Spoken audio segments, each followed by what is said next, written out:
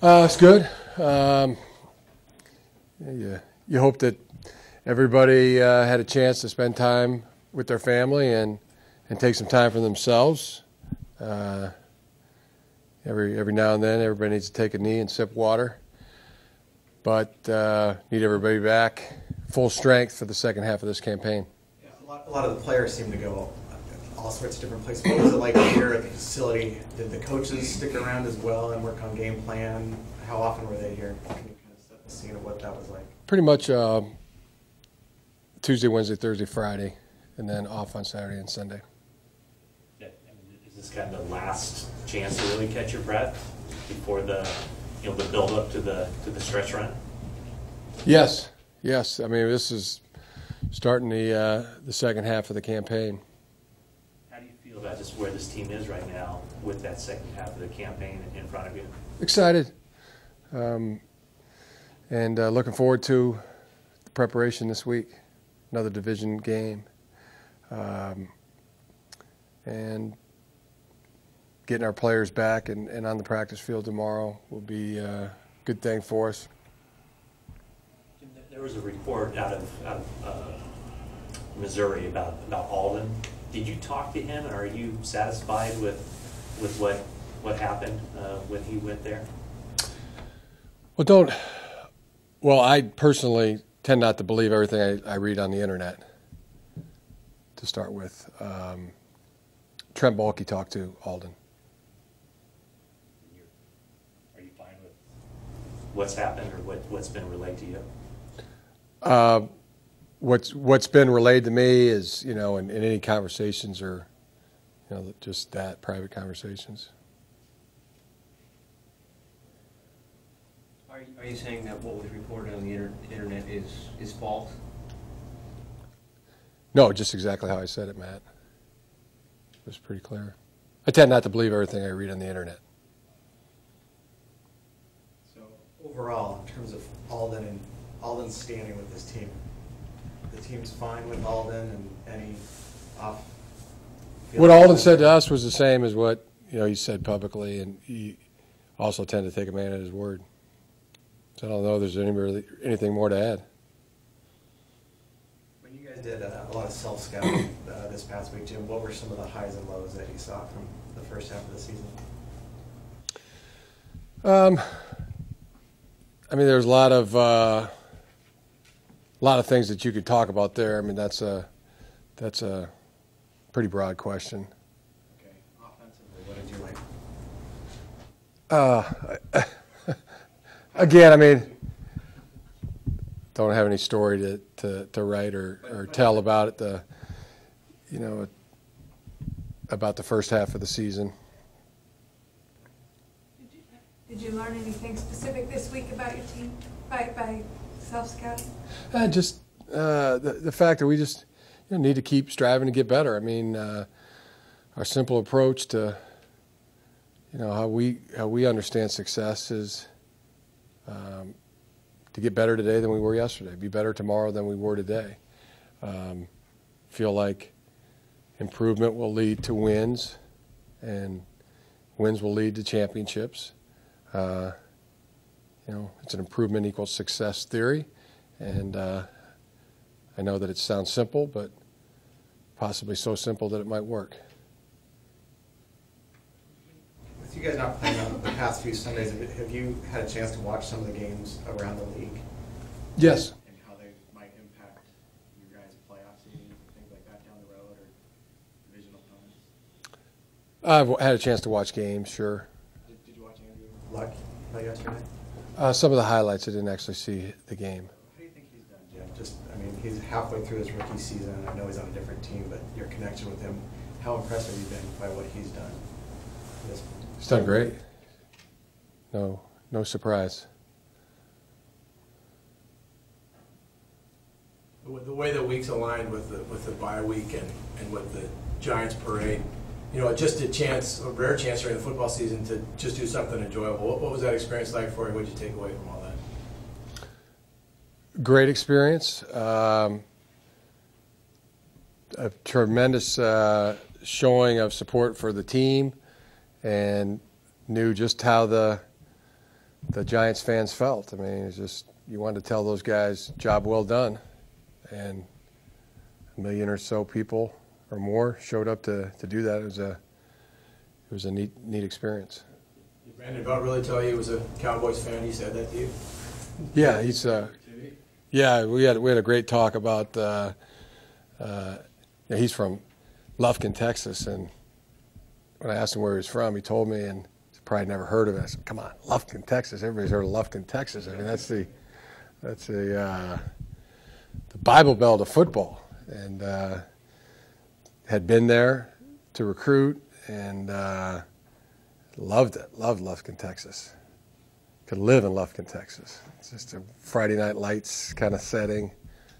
Water Tower has the high school, emblem on it, and it's just a great sports town and football town. So we talked a bit about that and their year, and again, I mean, just how can you say it? I mean, just job well done, and so excited to follow you guys, and so happy for their success. Did you experience a lot of 49er love out there too? There was. What do you mean? Well, just fans sort of intertwined. The Giants fans also expressing,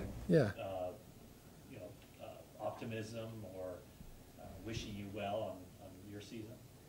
There was some of that, yeah. Some waves and some pointing, and so who's got it better than us, and shirts and things like that. It was mainly just loud. I mean, it was loud from the start of the parade to the very end. It just seemed like it kept getting louder. Wasn't a whole lot of work getting done, I don't think. There was people up in office buildings looking out, and it was a pretty neat thing.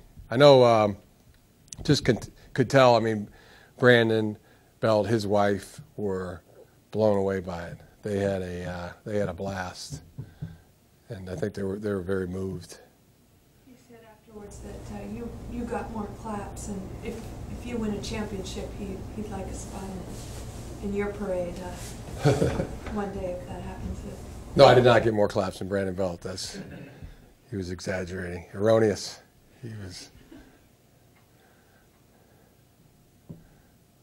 What do you make of the job Jeff Fisher's done since taking over that team? Team's playing very good football. I think there's, it's an improved team. Seemed like doing a very good job. Did you watch film of them this week? Yes. Last week? What new challenges do they present your team opposed to last season? What new challenges? What, schematically or health-wise, personnel-wise? I mean, I think they're a much healthier team than they were a year ago. There's some things that are new schematically, and some new personnel. Did you see a lot of your guys who did stick around here last week and get some work done? Oh yeah. The usual suspects were here. Justin Smith and Isaac Sopoaga and Randy, Alex, etc. Quite a few guys. Alex was talking to Peter King about yards after the catch and how important it is to hit the receiver in stride, specifically in this type of offense. Was that a point of emphasis, last year, this year, and how has that evolved for him, that specific aspect? I think it's been good. Last year, this year, I think he's understood that. I don't think it evolved from,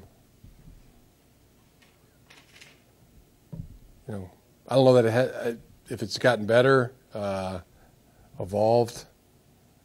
Evolved seems like it was nothing and now it's something, but. Well, it seemed like it was really good in this last last game. Good. Yeah, it was. I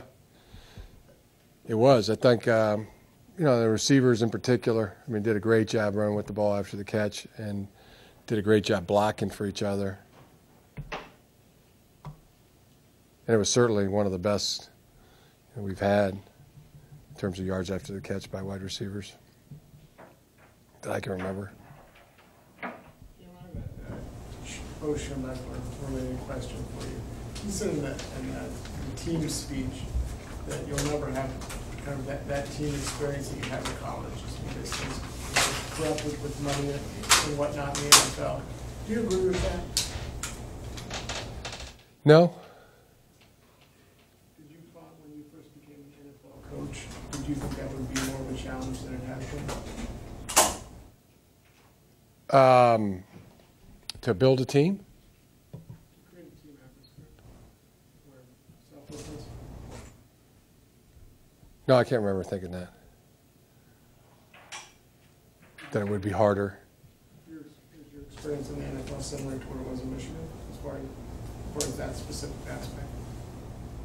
At times it has been, yes. Depending on the team. Some are closer than others, What have you seen from Sam Bradford this season? How has he improved? He's always been a pretty top-notch guy. No, we didn't see him last year. He was inactive for both the games that we played against him. But all the things you'd look for from a top-notch quarterback in this league. He's got calm, demeanor in the pocket, excellent technique, footwork, arm strength, real good location, good football player. When you're watching film of the opposing offense, do you go sit in with Vic and try to find little tips that help him out, or is that more of the defensive coaching staff's role? That's more the defensive coaching staff's responsibility, and there will be times where it could happen either way. We ask Vic a question, or Ed Donatel, or Jim Tomsula, or Greg Jackson, or Jim Levitt. Sometimes, actually sit down and watch multiple games if it's a similar defensive structure, and that can happen on the other side too. Similar style offense or West Coast team. You kind of mentor each other that way, but it's not an every week kind of thing. When you have extra days to prepare like this, like you've had, what's the sense among the coaching staff about how to seize those extra days to prepare more? I don't know. What's the sense among the coaching staff how to seize the extra days to prepare more? Do you see them? I can't. Do they spend a lot extra time preparing the game plan like that, or do they actually have a couple extra days to take off as well? Yeah, there's days to do both. So Jim, did you take a full weekend off too? Yeah, Saturday and Sunday. Had it been a year since you'd done that, or how long had it been maybe since you Took a day off? since you took a weekend off? I guess. I don't know. Couple, 5 months, 4 months, 3-4 months. Do anything fun? Yeah, did a lot of fun stuff with my wife and kids. Mainly just visiting with them around the house. Did a train ride.